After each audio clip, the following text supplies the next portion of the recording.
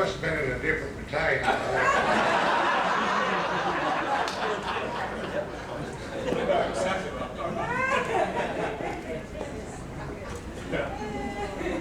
You know, it's been an awful long time. I left Vietnam in 1972. Left a bunch of young, hard-charging warriors, and I come back here and found a bunch of old gray-haired men. Some of us didn't age that much, I think. It's really great to see you guys. And it's also great to see the ladies. You don't know, well, you don't know how important, well, maybe you do, but a lot of people don't know how important the ladies are. One of the little stories, you know, when you get involved in war, you at least know what it feels like. You know, and usually, I can almost tell you it's not as bad as you can imagine it being. And so you're sitting home imagining as opposed to experiencing, and sometimes I think that's probably the worst. So it's great to see all of you, and in particular it's great to see the women. You know, I had a hard time deciding to come to this. Yeah. Some of you know this because I've talked about it. It's not because I don't love soldiers, because I do, I still do. But I first started getting calls from L.T. Martin. And he called, and I mean, I really enjoyed talking to the LT. He'd call me up and we'd have a nice little chat, and he'd tell me, well, we're going to have this reunion and you ought to come. And you know, I'm sure he would have liked to have seen me. I have no doubt about that. But I wasn't too sure that a lot of other people were feeling that way. And I knew why he felt that way. Because the first time I went to the field with Delta Company, and I got my butt in trouble about going to the field. They didn't think battalion commanders ought to be out with a rucksack walking in the field, but I thought I ought to, so that's what I did. And I found L.T. Martin, and I said, I don't even know why we were talking together, but I discovered that he had been steady in the bush for 10 or 10 and a half down months. Well, I thought that's long enough for somebody to be rucking by themselves, so I brought him back and put him in battalion.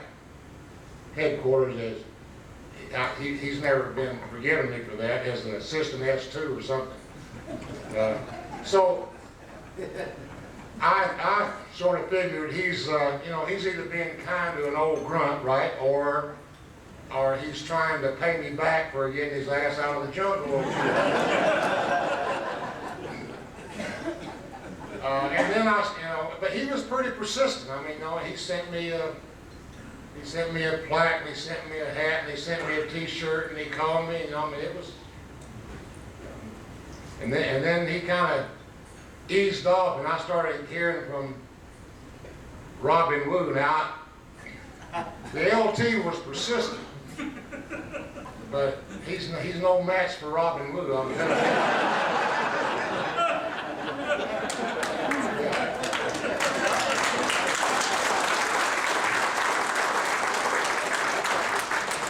Robin Wu was relentless.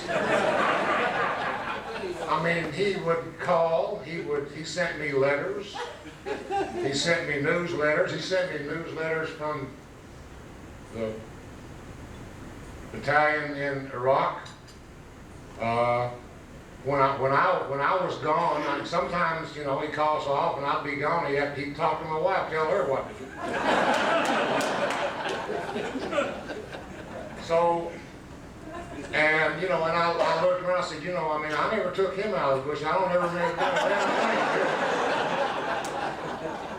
thing. So he must be serious about this, and so I ought to consider going. So I guess the bottom line for you two guys is, both of you,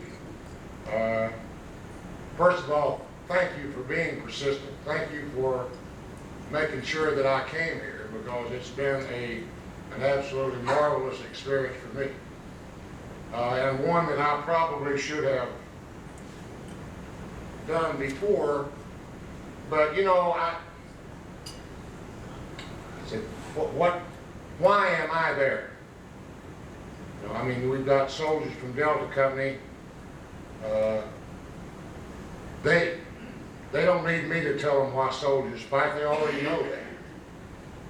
You know, they fight basically for each other. They don't fight for God and country and motherhood and apple pie and all that other crap. They fight because we're the guy on the right and left and the guy who is, you know, their squad leader. They fight for each other, and they continue to do that because they don't have to do it anymore.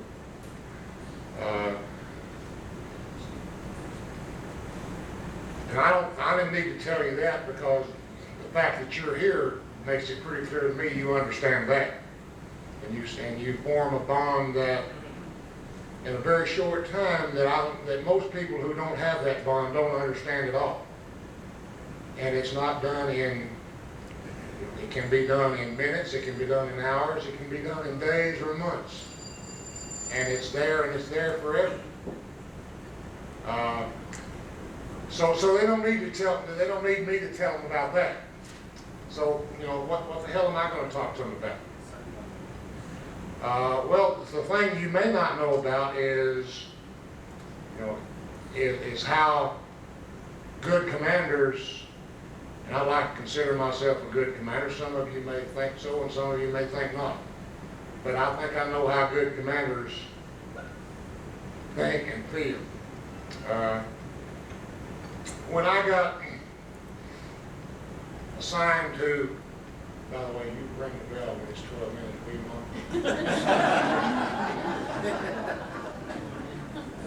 When I got assigned to my second trip back to Vietnam, I was actually assigned to MACV. Anybody know what MACV is? Military Assistance Command.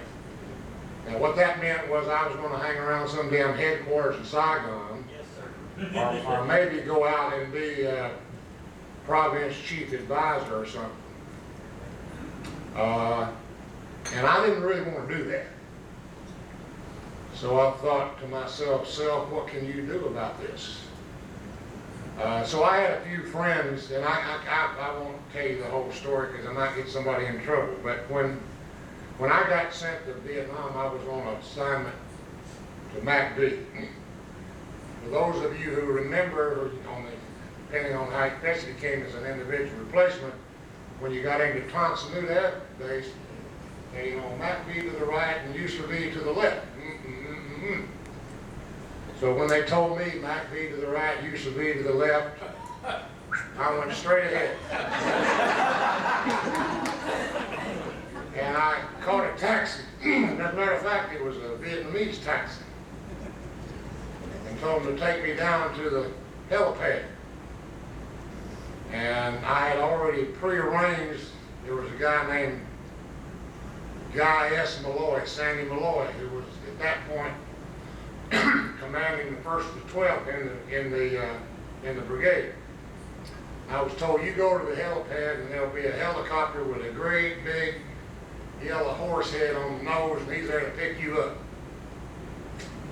So MACV went to the left, and USAV went to the right, and I went down and got on the helicopter to cab country.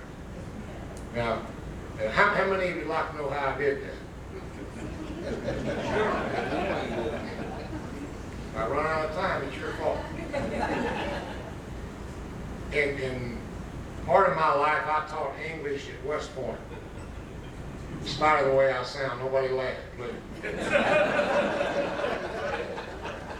The superintendent at West Point was a guy named William K. Knowlton. He was a 2- or 3-star general. I can't remember which number he was. But Knowlton had a son who was an E6 in Vietnam. Matter of fact, he was in the works, as I recall. And, you know, he came back from Vietnam with a little bit of an attitude problem. And so Knowlton had talked him into going to college. And so he had to take some entrance exam, and he failed the English portion.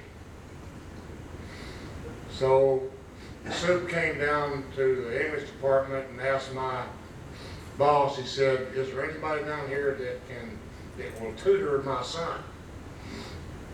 And I had this, my boss, I can't remember his name, but he was about 60 years old, had a huge handlebar mustache back in the days when mustaches had to be here. You remember that too, right?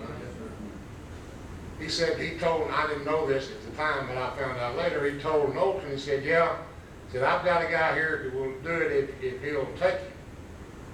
So Knowlton called me up to his office, and he wanted to know if I'd take him, and we were going to negotiate a price and all that. So I said, well, you know, if he'll do what I tell him to do, I'll do it for nothing. So I tutored his son for about 6 months. He not only passed the exam, but he validated freshman English, so he didn't even have to take freshman English. So my wife wasn't terribly happy about this, but Knowlton was so happy that he brought his wife and would come over to our quarters with a bottle of champagne to celebrate his son's success. Now it's time for me to go to Vietnam, and Knowlton hears that, and he said, is there anything I can do for you? I said, well, General, there might be. You might get me a job in an infantry battalion in Vietnam. So he said, I'll work on that. And he's the one who told me, when you get there, don't go to the right and left, go to the helipad. So I went to the helipad, went out with Sandy Malloy in the 1st of the 12th, and stayed about 3 days with him. I don't think he later commanded the 82nd, and he was a hell of a good troop commander. Commanded 2 battalions, one for 6 months and one for a year in Vietnam. And then I stayed with him while General Jack Burton was making arrangements to get new orders for me for the 2nd of the 8th. When that was all done, then I flew into Fire Base McFanning, and the rest is history, as they say. You know, interesting when any of you get Army magazine? You know, the last issue of Army magazine had an article in there by Guy S. Malloy. The title of it was Taking Care of Troops 101. That was the title of the essay. I'm not going to go through the whole, but there are a couple of things that I think are worth repeating. Malloy said there's 2 principles. Soldiers know and appreciate when their commanders have gone out on a limb on their behalf. Commanders should be frank and open, explain the ground rules clearly, tell them why those rules are important. Expect your soldiers to do the right thing, and then reward them with your confidence, which they will return both individually and collectively, he said. So the second principle, think outside the box. There are an infinite number of ways to take care of the troops. Sometimes these are hot socks and dry chow. Sometimes they're not. But not only is reciprocal trust and confidence essential, so too is chain of command. Understanding the commanders have an inherent and unending duty to consciously look for and anticipate every opportunity to take care of the troops, even if someone says it can't be, won't be, or shouldn't be done. For those of you who served with me and know, you can be the own judge about how well I failed or succeeded in those principles, but they were part of me when I got there.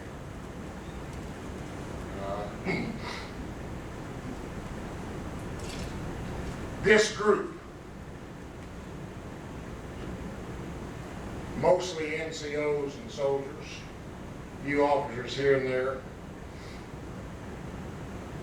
are important to me, but not as important to me as you are to each other. I'm going to say one other little thing that she's already waved at me and told me to watch it. As I told you, I taught English and literature for a long time. And in Greek and Shakespearean tragedy, Wolf, you know, there's people who went to those Greek and Shakespearean tragedy plays went there, according to Aristotle, to experience a catharsis of pity and fear. What that means is that you watch the play and somehow you can, without having to be the tragic figure or in the tragic circumstances, you can sort of unload some of that. See, I would argue, she told me not to say this, said it's too damn erudite. I said, some of these guys are pretty smart.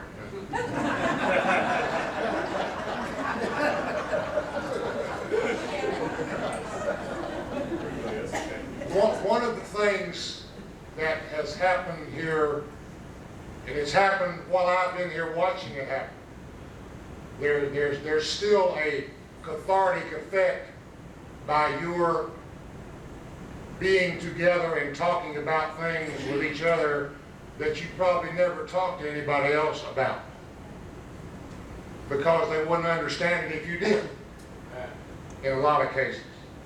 They'd understand the words, but they wouldn't understand what's going on in here.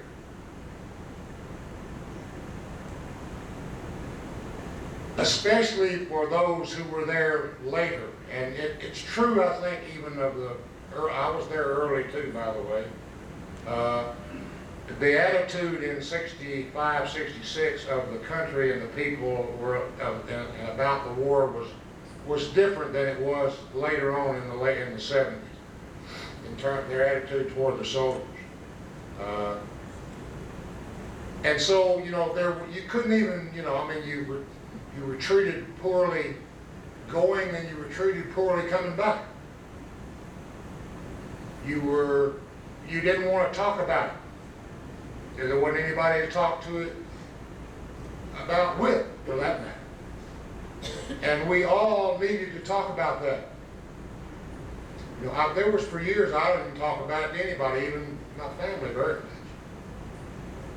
And there were a lot of us, I think, and you know, they now have a fancy down name for us called post-traumatic stress. You know, my wife used to wake me up with a broom. I mean, you know, you wake up and you come out fighting, that's what you've been doing. Now, this wasn't from my tour as a battalion commander. This was from back when I was humping a rock like the rest of them. I didn't go to, I'd go watch Rambo. I mean, hell, they could shoot a 45 2 miles and throw a hand grenade, you know, 10. I didn't have any problem with that. But I didn't read books and I didn't go to realistic war movies. I didn't go to see whatever they were. Even the one that written by my good friend, the one up Hal G. Moore. Yeah, I mean, I read parts of his book before it ever got published. He was up at, and I didn't go to see that, or the Platoon, or Full Metal Jacket, because I spent a lot of time trying to forget about that. And you know, I mean, it wasn't that my family and others wouldn't really listen, but I wasn't sure they understand what I was saying anyway. That's important that you all keep doing that. You know, the other thing I think that's important is, and I've talked to some people about this, that you keep the integrity of the group. I am honored and pleased and absolutely delighted that I was invited, and if I paid this sweet little thing here, my dues for a lifetime membership, and I plan to come back. But I don't think you should overpopulate this group with a bunch of damn generals and colonels.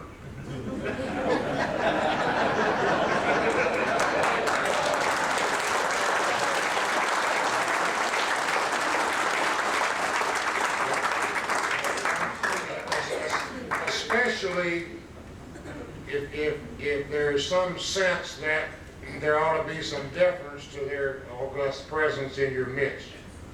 I mean, just don't do that. Okay, dude, I'm fixing to close.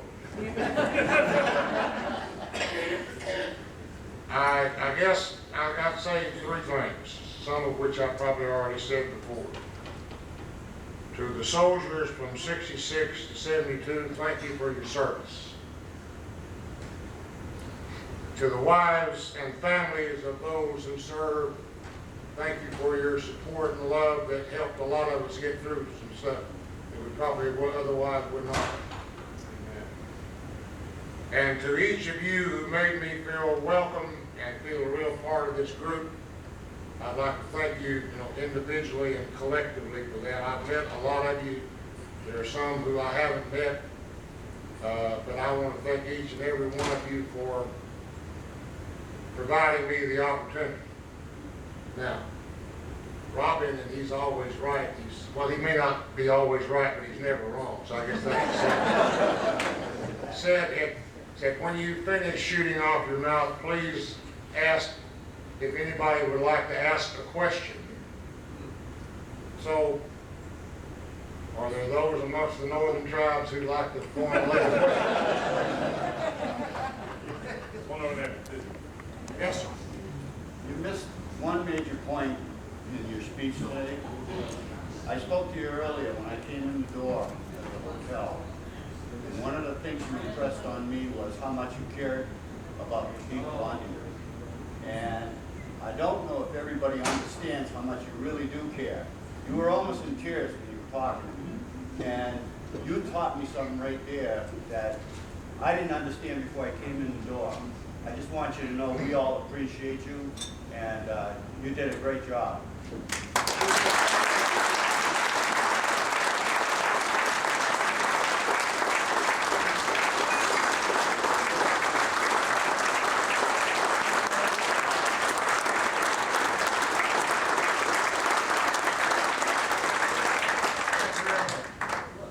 That didn't sound much like a question, but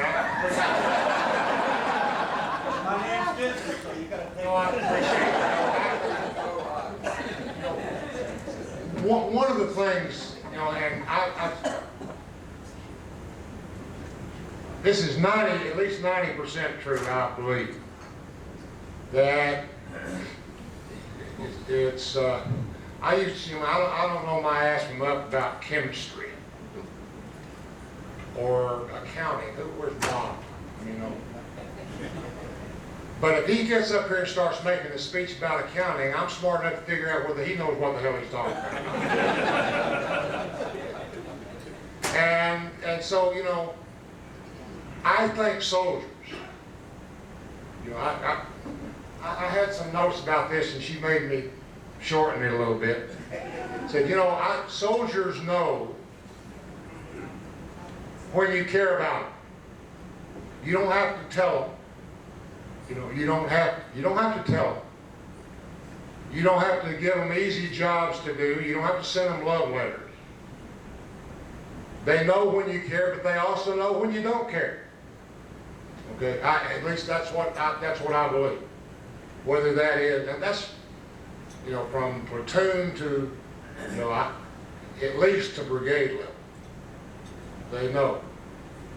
And if they know that you care, they'll do things that you ask them to do that they won't do for people that they know don't care.